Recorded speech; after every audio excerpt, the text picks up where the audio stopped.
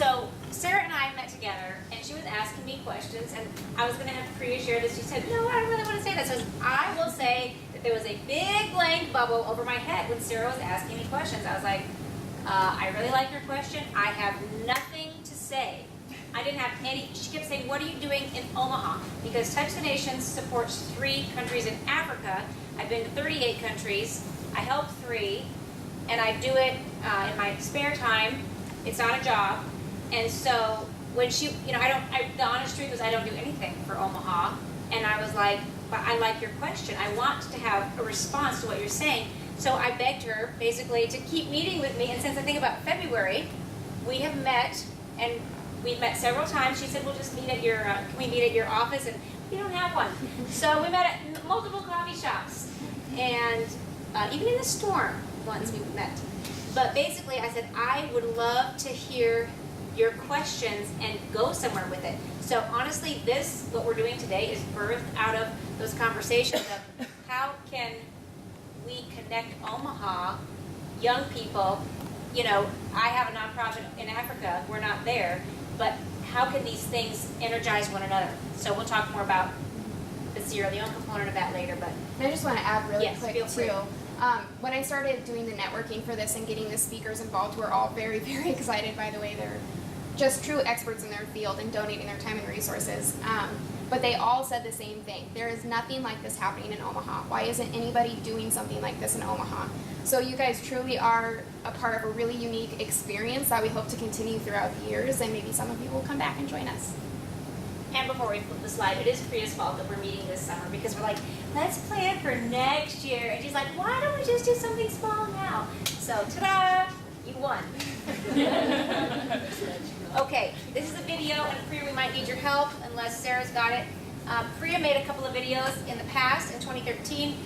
And I'm going to talk into this video and point to stuff, sorry. If you want the nostalgic, music-y feel, you can watch it on your own on YouTube. But I'm going to reference things, so.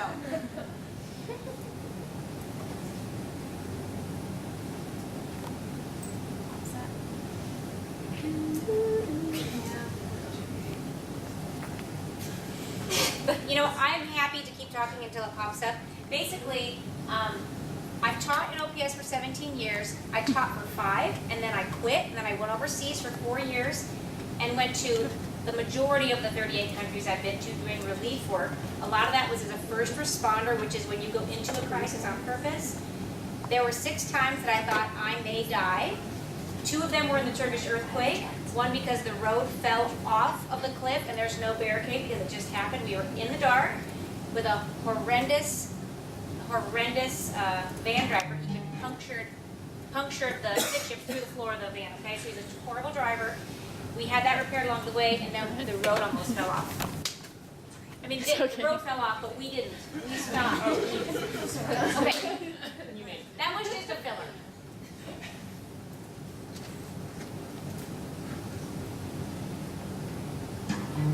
To the streets, Samuel Mariama. never sleep, never get tired. That's Samuel when younger. We'll be communicating with him. Turn the crowd up now, we never back down. Shoot down the skyline. This is in their home. They fed chicken to my family. None of them had chicken. Just enough for the 3 of us. This rug was sent to Ship Hope. If anybody knows what Ship Hope is, I'll tell you later. Who's gonna say? We've been sponsoring this amputee since he was a little kid.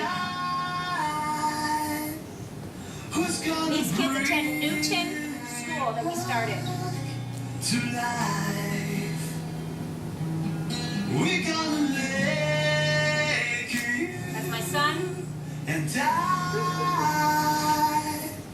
We're gonna This is the daughter of Samuel and Mariama. tonight. This is, please notice the unfinished roof. This is inside Newton School. They started school before the building was complete. A microscope donated by a student in Omaha. School supplies that were collected in Omaha. Scissors were the favorite thing. I had no clue. They were so excited. We're far from home. It's for the better. What we treat, it's all that matters. Vitamins. We're on our way. united. This is the welcome we got when we came into the school. We never backed down, shoot down the skyline. In that packet is a tiny little shirt for my husband that doesn't fit him. But the people are smaller, so. Please look, it's not a finished school. If you ever want to complain about your school, I'm going to show you some stuff. This is where they're going to expand. That's the children's home, the first one we built in Sierra Leone. Collecting rainwater. We're gonna make it and die. Sister Mariana again. The world tonight.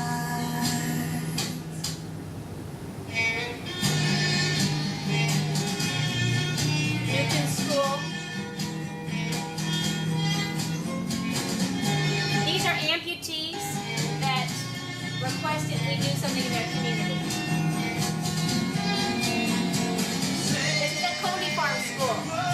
Again, Coney Farm School. Who's gonna break? Non-buffer students, if you will put your thumbprints on that, maybe it wasn't your We're year. gonna make it They sent thumbprints back. and die. That's my family. We gotta save the world. These are sponsored kids. These are all orphans. Give Priya a hand. She made that. I figured it was nice to start with some images just to get a feel of what Touch the Nations represents. I'm going to tell you stories. This PowerPoint is going to be on Google Drive, somewhere that Priya can tell you how to find. But I'm going to focus on the story part, because you guys can look at pictures and read text later. I want to share what only came out of my mouth. So, can I see my first slide so I know what I'm talking about? Thank you. Okay, so I traveled primarily from 99 to 2003, and I really wish we were like on couches in a circle. I'm sorry that you guys are in rows listening to me. I just wish this was like a comfortable feel. So, that's bothering me. Thank you. I just want to chat. This chair bends. You know what I'm saying? Okay. But I just want to share, like, from my heart. So that's what you're about to experience. I graduated in 1989, and 10 years later, I never dreamed that I would be traveling the world. 1999. So I want to speak to you guys because I know, I'm 44. Okay, none of you are even close to that stage of life. So I want you to just think, I'm in high school, I'm in college. What my senior year of high school is when I got a passion for Africa. And I cut up National Geographic magazines and made posters on my door, and I never knew I'd go there. I never knew that I would have a nonprofit that serves there. I never knew that my children would be adopted from there. I mean, I had no idea. So I want to compel you. You guys are young. You have no idea what is in store for your life, and you have a lot of opportunity. The world is at your feet, basically. You get to make decisions on how you live. Okay, so in 1999, there was a war on diamonds. There's a movie out. What is it called? Blood Diamond. Thank you.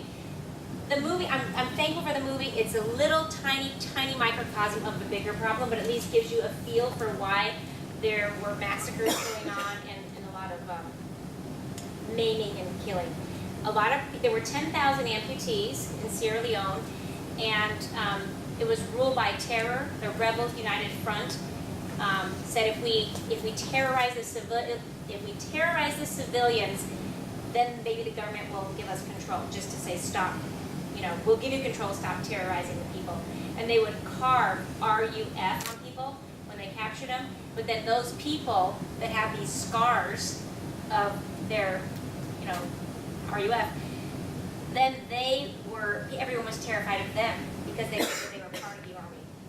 Anyhow, I was there when bandages were fresh. We were in Murraytown Amputee Camp, which no longer exists. They spread the people out, but people still had their fresh bandages on.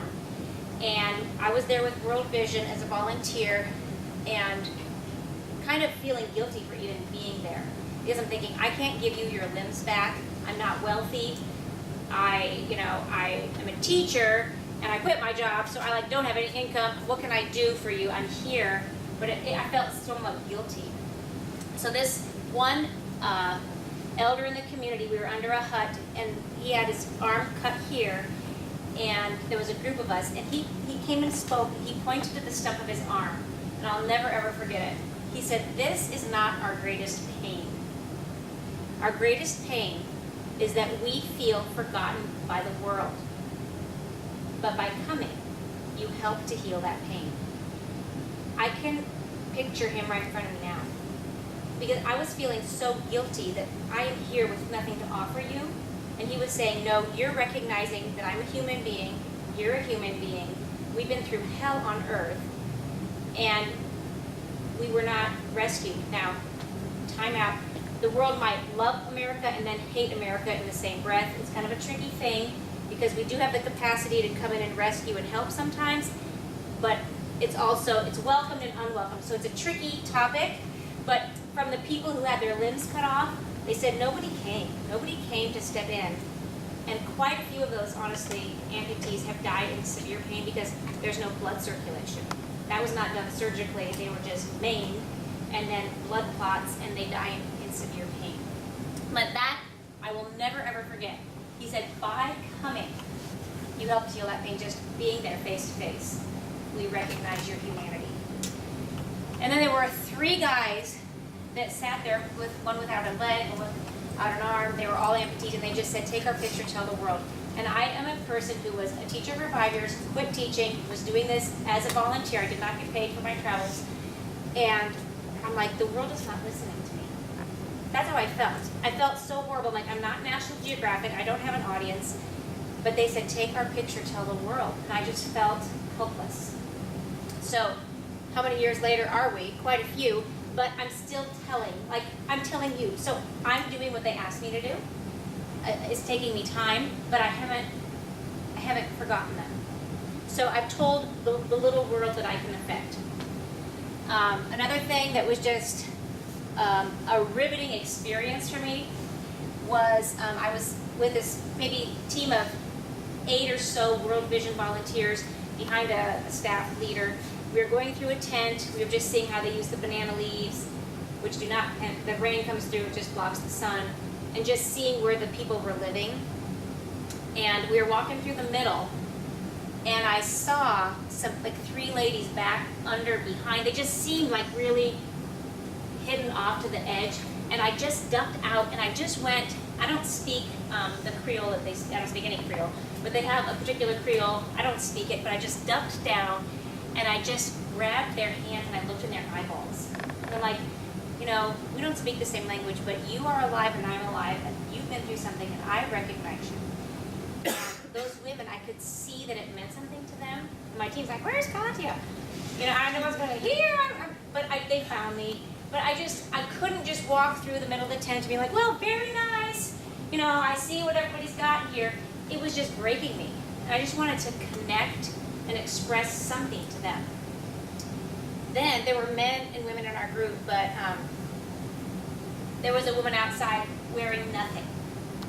And both of her legs were cut off here. And she was old. And she was just lamenting. She was saying something. I have no clue to this day what she was saying. But she was, you could tell by her voice, she was telling her grief. And I have no clue. I mean, it doesn't take much to figure out what she's been through. But she was just verbalizing it and like agonizing over it. And the men said, can you go over and comfort her, because we can't. You know, they're men, she's not wearing any clothes. So I just went over there, and I put my hand on her shoulder, and I probably took her hand. I just looked her in the eye, and I'm just listening, and I'm thinking, I don't even know your language, but I want you to know that you matter. Okay. Vanna, thank you. Okay, so I say it kind of flippantly, like I've been to 38 countries, but that is a life-altering experience. I love Omaha, and I'm getting excited that it's becoming more international, as I love cultures, I love people. The church I happen to go to has over 50 nationalities, and I'm like, it's the only place in Omaha where I don't miss the world. Because I hear many languages, I see many colors, I see many costumes, you know, people come in all different outfits, and it's just so much fun. But what I've noticed, and I even talked to a friend of mine, Connie, and we're talking about all around the world. There's many differences, but there's some similarities globally. All around the world, people are just like us, and they want freedom to dream, to become something, to have safety, and just provide a wholesome environment for their loved ones. There's some really very basic similarities. And being a teacher, I love kids, and so I spent a lot of time doing stuff with children around the world, and I thought language is basically only different at that point because they're not really into their culture that much. You know what I mean? They're still little. And I'm like, these kids move around. The kids in Turkey, the kids in Afghanistan, the kids in Africa, they're all doing the same thing because there's just that innocence, that vibrancy, and it showed me we are connected. And there's some differences, and I'll say this, every culture has beauty as well as some not so great components. It's just like every person. You know, we all have strengths, we all have areas that aren't the greatest, but there's beauty to be found in every culture, and I've always looked for it.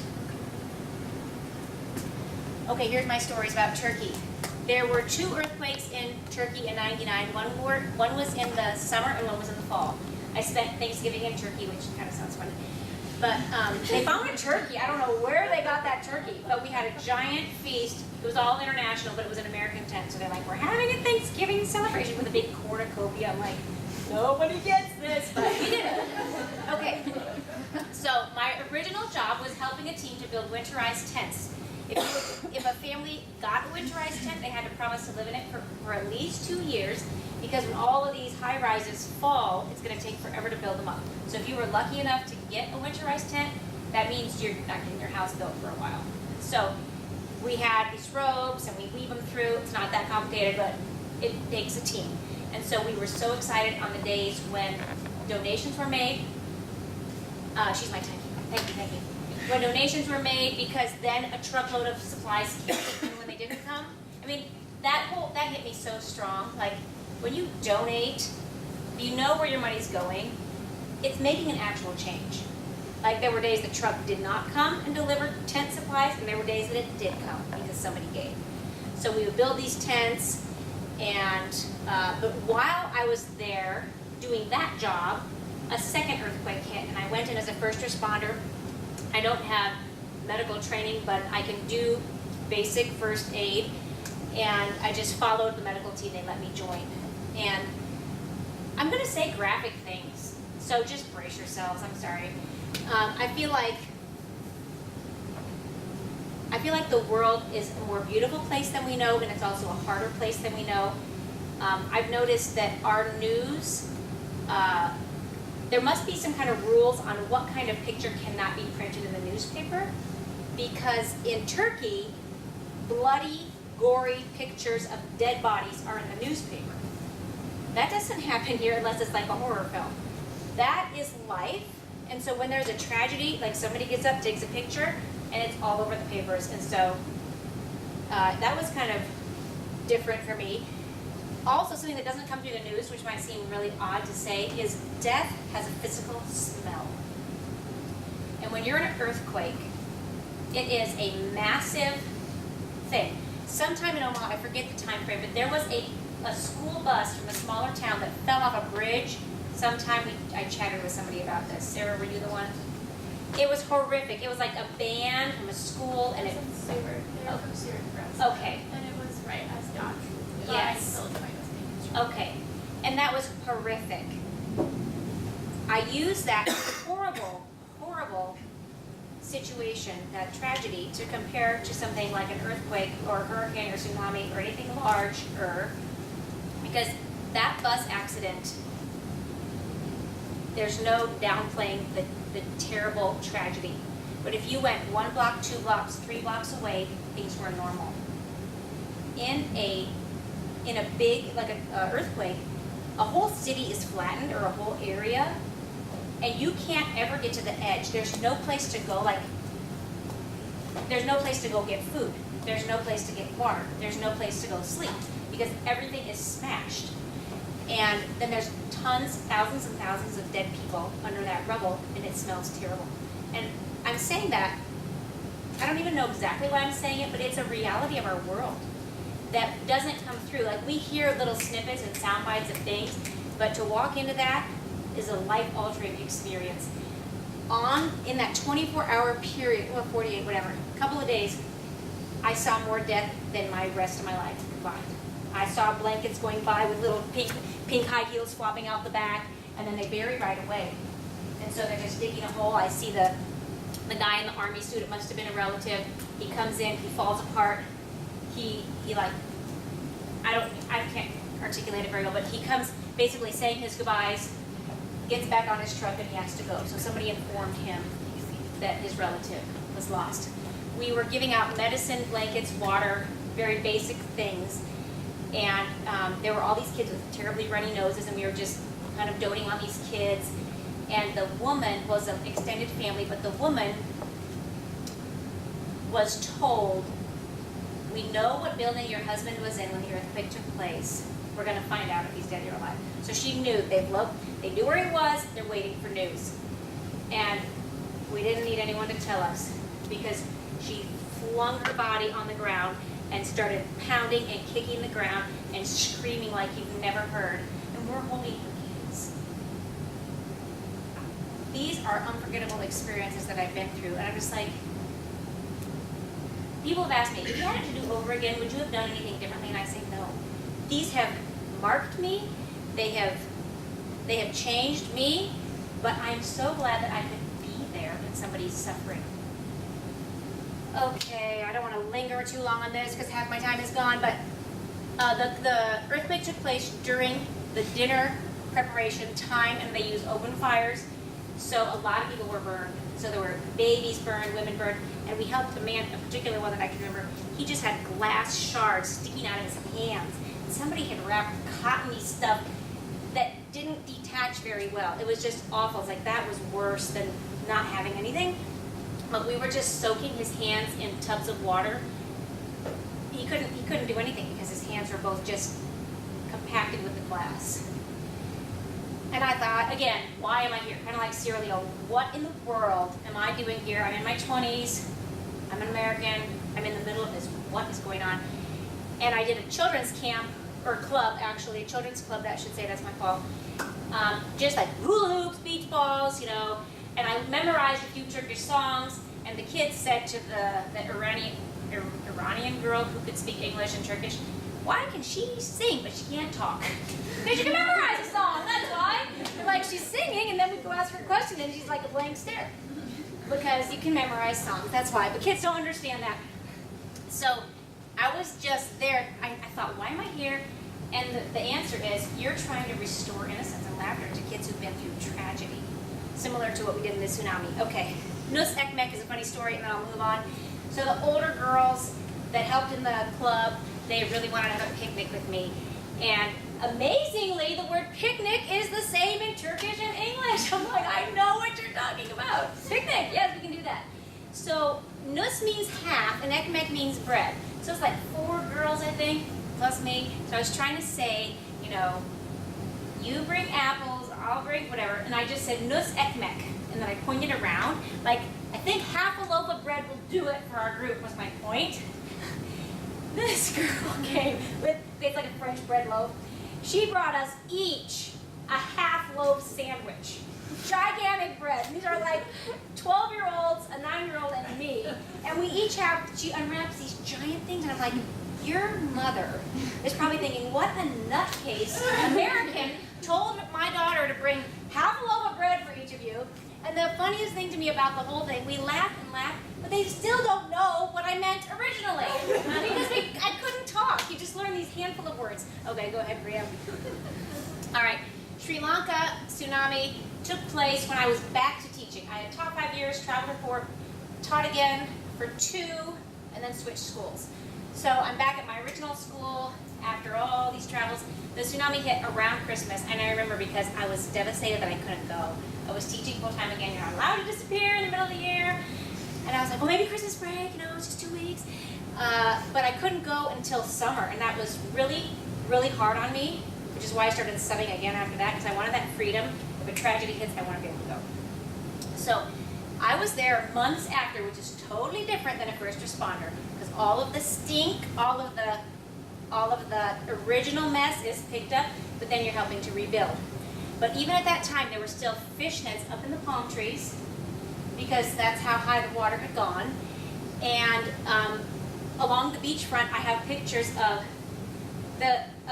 homes, but then you go and you step behind it, and it's only the front wall of each house, and the backs have been washed out to sea.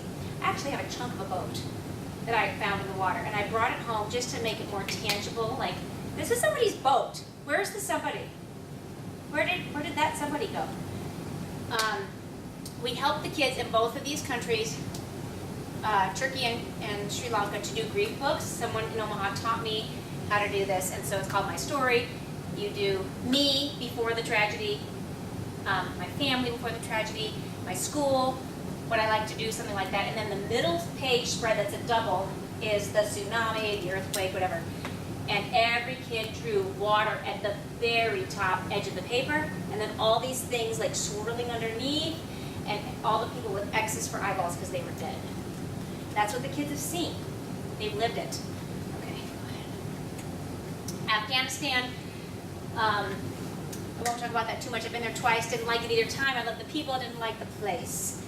I'm a woman, obviously, and women are not valued there. And I've never experienced anything like it. I say it hurt to breathe the air because I don't know how to put words to the oppressive feeling of you are a woman, you are filth, you are refuse. There's a proverb in Afghanistan, and I love Afghan people. Okay, I have Afghan friends. Anyway, but there's a proverb that says that a woman's value is less than the dust on a man's shoe. Now that's not just one person's opinion, it's a proverb. So if that's a proverb, it's like ingrained. It's ingrained that a woman's value is tremendously low. I was very glad to encourage women there, and I'm really doing terrible on my time. Thank you. Miss Sara, do we have like an extra half an hour? Okay, thank you. That's right. Okay. So we sneaked into this one, the Taliban can do what they like. So like you were in danger, and so we were also endangering people if they wanted to meet with us. We had to be like sneaky. But we went and met these women in their home, and they said, we've already sold our refrigerator so that we can purchase food. The next thing we're going to do is sell our stove, and then we're waiting to die. And I just say these things because this is happening, at least in my lifetime, probably your lifetime, even if you were really little. And it's like, we're on planet Earth, it's the modern age, people shouldn't be suffering like this. This is my opinion. Anyhow, after the Taliban fell, a friend of mine went. I have not been back to Afghanistan since the Taliban rule fell, but a friend of mine went, and so I'm always collecting, like, if you've been to a school or I've been, we want your books, we want your crayons, please send us something, make a card. Okay, so we sent a package, and we included kites because the Taliban had said that kites were against the law. So like, we are sending kites, and we sent a couple of regular kites, but I paid $30 for a kite that was a butterfly. Because when I was in that home with these ladies, I didn't have language again. We had a person that could kind of translate, but I drew a caterpillar, a cocoon, and a butterfly. I said, you're in the cocoon, but the butterfly's coming. And I just wanted to give them hope. And so we sent kites, and up in that Afghan sky was my butterfly kite saying, so there. All right, go ahead. Okay, I'm going to skip that. It's funny, but we don't have time. You sure? Okay, sure. Real quick. So it's a restroom. Sorry, this will get people's attention, right? A restroom story. So you're supposed to drink a lot of water in hot environments, and so I was drinking a lot of water in the Congo, but we had to sleep in Burundi because it was safer at that time, not right now. But you're at this border check, and it takes time, and I've been drinking water all day, and I need to go. And there's like an outhouse. So I think this is perfect. I don't have to ask to stop. We're already stopped. So every day I got out of the van and I used the outhouse. I didn't think that was a really big deal. Well, a friend of mine from Omaha, I will not name her, was on the trip too, and she's like, I can't believe you're getting out of the van. I can't believe you're getting out of the van. I should probably explain that it's a dangerous place. Otherwise it doesn't make sense. Wait, pause. Okay, we are traveling along a road where there are raids on a regular basis. And so that should have been flipped, again, my fault. But, so we have walkie-talkies, and it's local people in the front vehicle, and then some of the internationals in the middle. We have this little chain of cars. And they said, we really respect the people in the first car because they're risking their lives, because if we hear their car being attacked on the walkie-talkie, then we all turn back. Okay? So it was dangerous. Okay? So then I get out and use the restroom, and so my friend's like, what are you doing? And I'm laughing to myself because I said, do you honestly think that you are safe because you are in a van? Come on! You know, it's that felt security. Now forgive me if you're part of an airline family, but I laugh because I've flown a lot, and I laugh about the spiel of the safety, like your seat is a flotation device and this thing will pop down, and I'm thinking, this is only to calm nerves. When in your life have you ever heard of an airplane problem and everybody hops out on their floaty and they slide out into the water? Have you ever seen it? Tell me. If it's on YouTube, send it to me. I want to know. It's only to calm people's nerves. So my friend is in the van in her felt safety. I'm like, you are no safer than I, and I am relieved. Okay, going on. Okay, here's another funny one. So we have, the global language of connecting just humanity. Forget the language if you don't speak it. But I wasn't serving anybody. I was just on a trip with my dad. And we were touring this market, and I forget exactly what country we were in because we visited several. But there was this market, and I'm curious. They had these leaves, like palm leaves, and folded into you could tell something was in there, and then tied with twine. And I wanted to know what was in there. So I was going around. Let me give you one more image. So there's a lady up on a table, like about this size, but higher, a big, giant wooden block. She's sitting there on her behind with her feet up, with her knees in the air, and she's got her money in between her toes. Like the different denominations, she's got her money between her toes, and she's chopping meat, okay? So she's sitting up there chopping meat. It's just a wonderful image. So I want to know, I'm learning, this isn't my culture, I have 5 minutes. Okay, and I'm like, so I look at these little leaf packs, and I'm like, what's inside? And nobody answers, so I go a lot of people have the same thing, and I'm like, what's inside? And then I'm like, what's inside? So I look at the market, and all these women are going, what's inside? What's inside? What's inside? And I'm like, they are ridiculing me. It's all in fun, but in cultures you think, oh, I'm the normal one, and everybody else is different. And they, I'm sure, talked about the different one who came and visited the market that day. What's inside? What's inside? I think it's some rice noodles, because we were on a bus tour, and the lady who was hired to oversee us, she's like, what is it you want to know? So, anyway, but the experience was more fun than finding out what was inside. I'm done. You can, oh gosh. How to buy an orphanage. So, before I had a nonprofit, I bought an orphanage with a third of my teaching salary. I didn't want to eat for a year. I didn't buy clothes. I didn't go to a movie. And this is back in the days of Blockbuster. Maybe you don't know about Blockbuster, but you got a 2-day movie rental. And so my friends would bring me the movie the second day. Like, we know that you're not going to have any entertainment this whole year because you're buying an orphanage, so just return the movie on time. So, I'm saying this is the power of one because I just made a choice. It's like, you know what? We have the privilege of earning money. People work all over the world, but not everybody earns, okay? We have the privilege. And a little tiny sacrifice for 1 year is not that big of a deal to change somebody's life. And I had a student named Dante, I won't say his last name, but he was making fun of my shoes because he's like, Miss Seigel, that was my maiden name, Miss Seigel, we can see the sock through the side of your shoe. Like, you need to buy shoes. And he would tell me when Sears was having like a 75% off sale, and he would make a point of it. And it was embarrassing, I'm not gonna lie. I am, I'm a professional, I'm supposed to be a professional teacher, standing in front of the class with a broken shoe. And I'm like, I will not spend money on myself until these children that I have fed on the street, and that's a phrase you hear, but children should not be on the street fending for themselves in this world. So I will not buy myself a pair of shoes until they have a home. Okay, moving on. Okay, so when we went to see the orphanage that we bought, my nieces and nephews dumped out their piggy banks, and we got about $20 from the 4 of them. And so we bought biscuits, which is cookies, and soda, and that was a big deal, okay? And Louise, whose picture, I will just give it. There's a few of these, and if you want one, you can have one. Where is he? Here he is. He's got his mouth open. So Louise said, this is to my nieces and nephews, will you tell the children who loved us before they knew us that we loved them before we knew them too? I will never forget that phrase. Thank you. We got to run. And there's a ton of photos that we're not going to get to, but they will be available. Thank you, Priya. So, power of one, link to one, link to one. I can't do everything. You have to join people. You have to join people. So we got people who are currently sponsoring all those kids that live in the orphanages. I can't do that.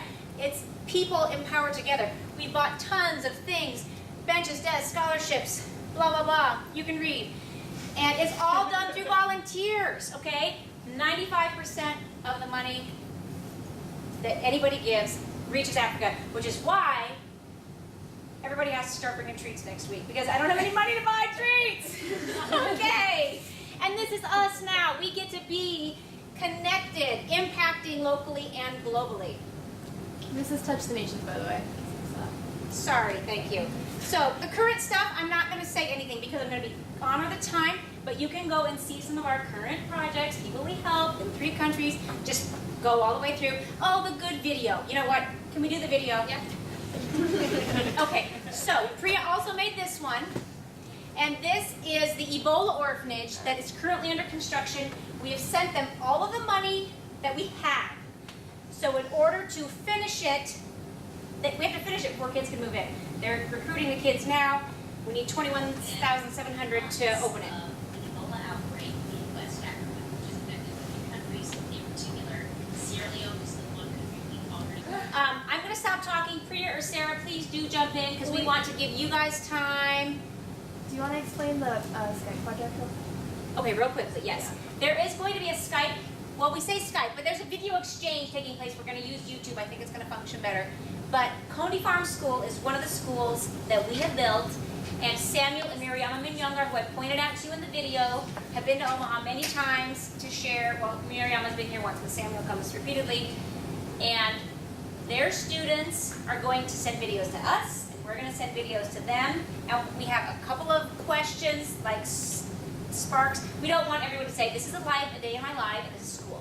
We want some more engaging kind of questions, but we think you can come up with them. And so you're going to be put into groups that Priya has orchestrated, and you're going to make videos, like groups of 3 maybe, make videos to send back and forth, and we're going to communicate that way. And I got the first one today, so it's going to work from their end, okay? Is that pretty good? Yeah. Okay. I'm not going to talk about that, because I'm done. Okay. So this next part, if you all have been reading up with the emails we've been sending you, you're gonna have your own individualized action project where you're gonna get in a group of people and make some sort of change where you can actually do something. So before we actually let you decide on what that is and pick your groups, we want to see what you're passionate about first, and we want you to start getting the ideas flowing. So if you check your name tags, there should be a letter in the top right corner. Those are going to be, we're calling your passion groups for now. So we need you to separate into those groups right now. We asked you to think of 3 things that you're passionate about. So like, for example, mine would be like women's opportunities, education, or like poverty in India, are things that I think that need to be addressed. So get into your groups, introduce each other, talk about what you think is necessary to make a change, and then we'll send out a form later.